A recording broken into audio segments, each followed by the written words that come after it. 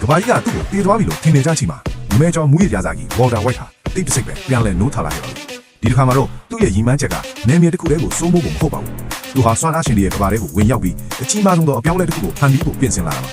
ဒီဇင်ဘာရဲ့အစကတော့ Walter White ဟာသူ့ရဲ့ look for ကိုင်ဘတ်အတစ်တယောက်ကိုရှာဖွေတွေ့ရှိထားပါတယ်အဲ့ဒီလူကတော့တာမန်လူမဟုတ်ပဲသိပ္ပံပညာမှာပါရမီပါလို့နဲ့ကောင်းလေ Peter Parker ပါပဲ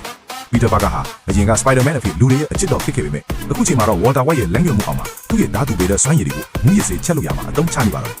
Walter White ရဲ့အစီအစဉ်ကရုပ်ရှင်းပေမဲ့အန်ဒီယံညားလာပါသူဟာကမ္ဘာပေါ်မှာတန်ဖိုးအစီဆုံး Methylamine Garland 1000ကိုပိုင်းဆိုင်ထားပြီးဒါကို Avengers အဖွဲ့နဲ့အပေးယူလို့ကိုစူးစမ်းတာပါဂျာမနီနိုင်ငံရဲ့လေဆိပ်တစ်ခုမှာ Walter White နဲ့ Peter Parker တို့ဟာသူတို့ရဲ့ကုန်ပစ္စည်းတွေကိုတည်ဆောင်လာပြီး Captain America ဦးဆောင်တဲ့အဖွဲ့နဲ့မျက်နှာချင်းချင်းတွေ့ဆုံကြပါတယ်လေဆိပ်ကွင်းကျယ်ကြီးထဲမှာတင်မာမှုတွေကအမြင့်ဆုံးကိုရောက်နေပါတယ် Walter White ဟာ Captain America ကိုစိုက်ကြည့်ပြီးသူ့ရဲ့ကမ်းလှမ်းချက်ကိုစတင်ပြောကြပါတယ်မင်းတို့လက်ထဲမှာဒီဓာတုဆေးရည်တွေရှိနေတာထက်ဆိုင်ငါတို့လိုကျွမ်းကျင်သူတွေလက်ထဲမှာရှိနေတာကပိုပြီးတန်ဖိုးရှိတယ်လို့ Walter White ကယုံကြည်ချက်ရှိရှိပြောဆိုလိုက်ပါ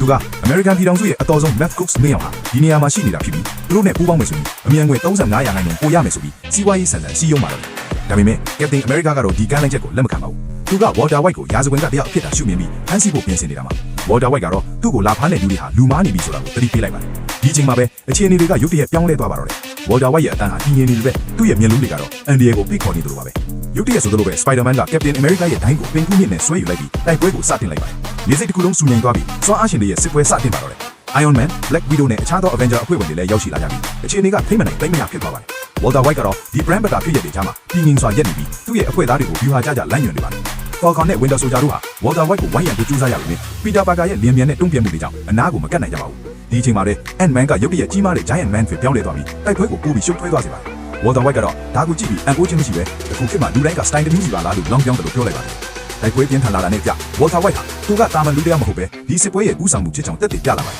Scarlet Witch က Vision ကိုမီးအုပ်ထဲတွန်းပို့လိုက်တဲ့အချိန်မှာလဲ Walter White ကဒါကလိုအပ်တဲ့ပေးဆက်မှုတစ်ခုအနေနဲ့ပဲသဘောထားပါတယ် Hot Eye ကသူ့ကိုတိုက်ခိုက်ဖို့ကြိုးစားတဲ့အခါမှာလဲ Walter White ကအေးဆေးဆေးနဲ့ပဲရှောင်တိန်နေသူ့ရဲ့ရီမန်းချက်ကိုဆက်လက်အကောင့်ထဲပေါ်ပါတယ်နောက်ဆုံးမှာတော့သတင်းဌာနတွေကနေပညာစစ်တစ်ခုထွက်ပေါ်လာပါတယ်ဓာတုဗေဒဆရာ Walter White ဟာဂျာမနီမှာလူတက်ပွဲတွေကျင်းပနေပြီး Avenger Aberman တို့တောင်ထိခိုက်ဒေဆုံးမှုတွေရှိနေတယ်ဆိုတဲ့သတင်းဆိုပါပဲ Captain America နဲ့ Iron Man တို့ဟာသူတို့ရဲ့အချင်းချင်းပဋိပက္ခတွေကိုမေ့ထားပြီးဒီ NDM များတဲ့လူမားယောက်တစ်ယောက်ကိုရပ်တန့်ဖို့ကြိုးစားကြပေမဲ့အချိန်နောက်သွားခဲ့ပါပြီ Walter White ဟာပုံမှုတွေမိခိုးတွေကြားတွေကဖြည်းဖြည်းချင်းလောင်းဆောင်ထွက်ခွာသွားပါတယ်သူ့နောက်မှာတော့ပစ္စည်းနေတဲ့လေးစိတ်နဲ့ဒဏ်ရာရတဲ့သူရဲကောင်တွေကိုထားရထည့်တာပါသူဟာဓာတုဗေဒဆရာတယောက်တာမဟုတ်ပဲဘသူနဲ့မှရင်ပြိုင်လို့မရတဲ့ NDM ဘူးဖြစ်တယ်ဆိုတာကိုကဘာကြီးကိုတက်တည်ပြလိုက်ပါတော့ဗီဒီယိုကိုအဆုံးထိကြည့်ပြီးကျေးဇူးတင်ပါတယ်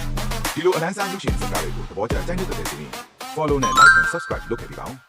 နောက်ဗီဒီယိုမှာပြန်တွေ့ပါမယ်